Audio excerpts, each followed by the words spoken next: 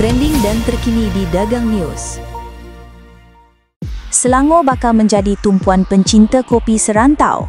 Festival Kopi Selangor 2025 akan berlangsung selama 3 hari dari 17 hingga 19 Oktober di The Curve, Petaling Jaya.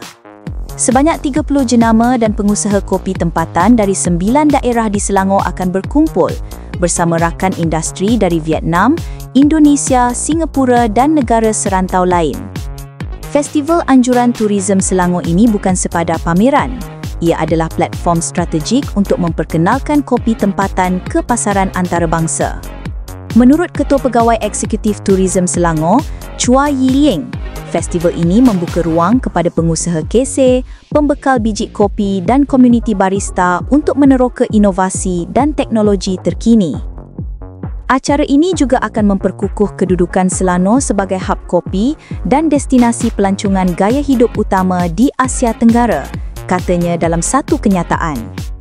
Acara kemuncak festival ialah ASEAN Barista Championships yang mempertemukan barista terbaik Asia Tenggara dalam saingan serantau, memberi peluang kepada peserta tempatan menimba pengalaman dan ilmu daripada pakar antarabangsa.